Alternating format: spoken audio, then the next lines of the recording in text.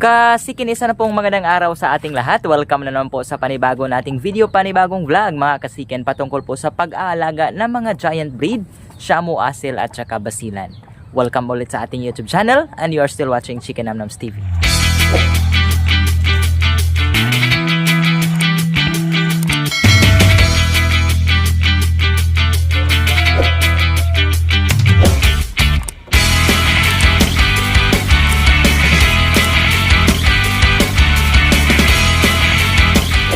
Mga kasikin, welcome back ulit sa ating YouTube channel, and for today's video nga po pala ay ibabahagi ko po sa inyo yung aming pong ilalagay sa pinto o sa mga pugad ng ating mga alaga para iwas po bunhok o hanip po yung kanilang mga pugad. Dahil isa po sa pinaka main problem po talaga kapag naglimlim na po yung ating mga inahin is yung pong pag-atake ng mga bunhok, at meron po tayong napakasimpleng paraan po para po maiwasan natin ito. Kaya mga kasikin, samahan niyo po ako at ipapakita ko po sa inyo yung pong aming inilagay doon sa ating mga pugad. Dahil nga tapos na rin po namin ni Papa yung aming pong paitlogan ng mga alaga. At syempre mga kasikin, bago tayo dumako doon sa pugad po ng ating mga alaga, ay atin pong ina-appreciate po yung mga taga-subaybay at sumusuporta sa atin na nagpapa-shoutout.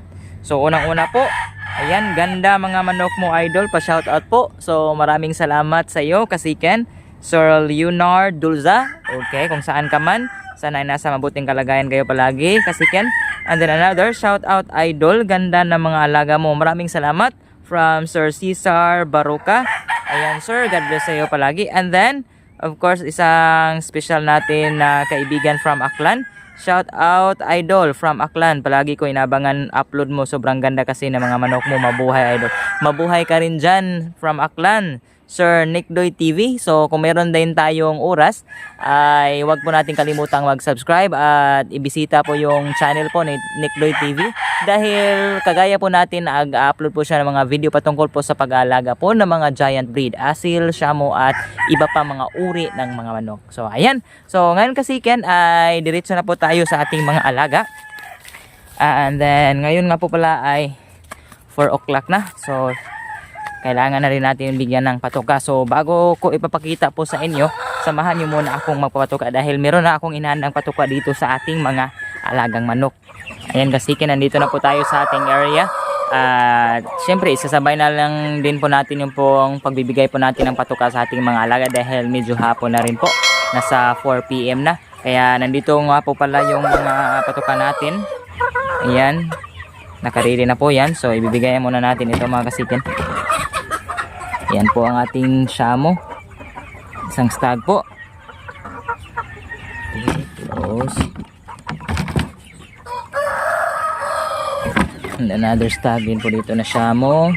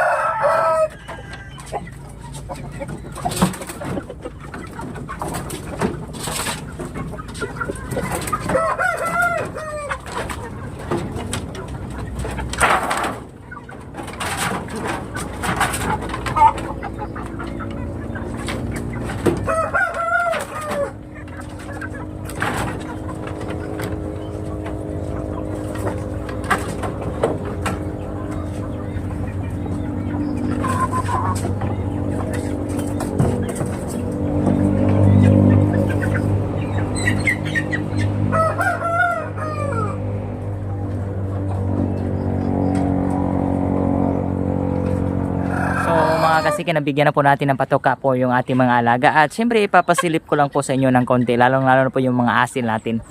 Yan, ito po sila mga kasikin. Ayan. So, maganda po, di ba? 2 months old stag po. Asil blue white. And then, ngayon lang po sila nakakita ng camera. Medyo nahihiya po.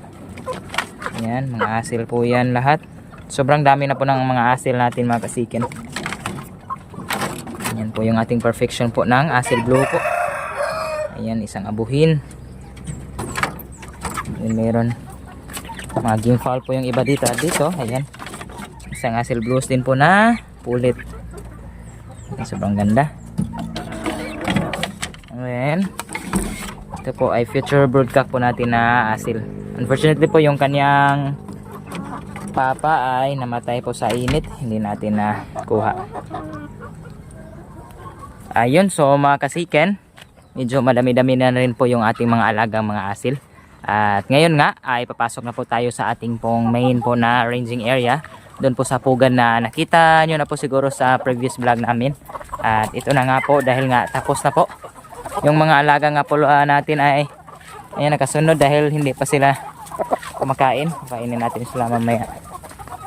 Ayan. Okay, so sana mention ko po mga kasiken, lalagyan po namin dito ng dapuan. At ito na nga po, dito po dadapo yung mga alaga natin. Ayan. So meron na pong mga itlog yung ibang pugad. Yung iba din po ay wala pa. Ayan. And then dito rin po sa pasok kayo mga kasiken, tingnan nyo po dyan, meron pong nagitlog na po dyan. Ayun, andun po, so wala pang sapin. Okay, so ngayon nga po pala mga kasiken, hindi pa namin nalagyan po ng sapin yung iba sapagkat again, sana mention ko po, tuloy-tuloy po yung pag-ulan dito, kaya hinihintay lang po namin na hindi na po yung basa yung mga dahon na gagamitin natin. Yung dahon po pala ng kugon yung ginagamit natin na pang sapin.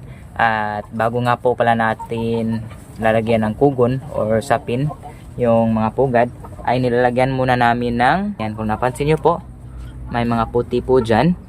So yan po yung nilalagay namin para po iwas hanip o bunhok po yung mga pugad ng ating mga alaga.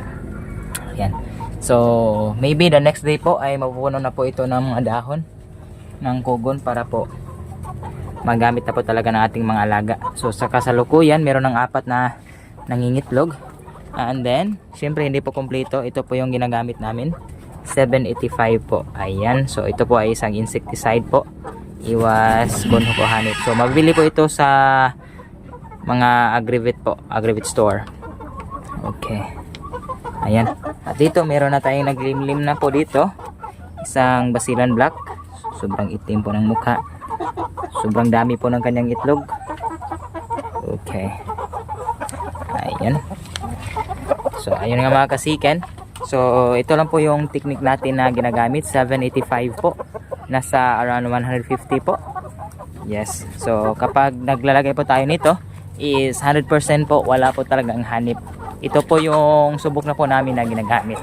So ngayon nga po pala mga kasiken ay sobrang na-surprise po tayo sapagkat yung pong ating tinanim po na betel nut, ayan, naabot lang po natin, no? Ayan, namunga na po siya mga kasiken. At tingnan nyo po ng malapitan. Ayan po yung, tingnan nyo po, may bunga na po yan. Ayan. Okay. Ayan po yung isang bunga. So far po mayroong 3. So yung betel nut po na ito ay tinanim natin 5 years ago. At ayan, nabunga na po. Dito rin 4 years ago meron tayong tinanim dito. And then iwan natin, na surprise po rin tayo sapagkat namunga na rin po. Ayan. So ito po sobrang lapit lang po ng kanyang bunga. So talagang naabot natin. Okay, so ayun na nga mga kasiken. Sana po yung pong technique po natin kahit papano po ay magamit din po ninyo. Dahil nga po isa po talaga yung umatake yung mga hanip. At kapag umatake po siya sa ating mga alaga ay nadidisgrasya po yung mga sisiw. Lalo na kapag bagong pisa po.